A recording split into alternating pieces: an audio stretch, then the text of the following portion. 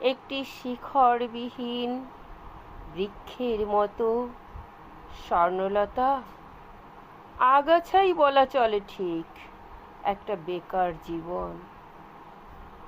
এক কথা, বস্তা পচা সার্টিফিকেট নিয়ে এখন এই অফিস থেকে অফিস ঘুরে বেড়াই।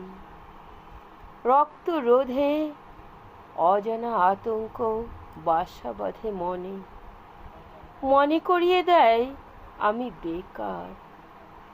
ফেল করে ইন্টারভিউ শেষে লোকাল বাসে বাড়ি ফেরা, পাশের বাড়ির প্রতিবেশীরা যখন টিটকিরি দিয়ে শোনায়, চাকরিটা তুই এবারও পেলি না, মনের মাঝে তখন জানান দেয় আমি বেকার। বাবা যখন অসুস্থ মাকে আমার বেকারত্ব নিয়ে কথা শোনায়, আমাকে সইতে হয় বাবার চোখ রাঙানো, কারণ আমি বেকার।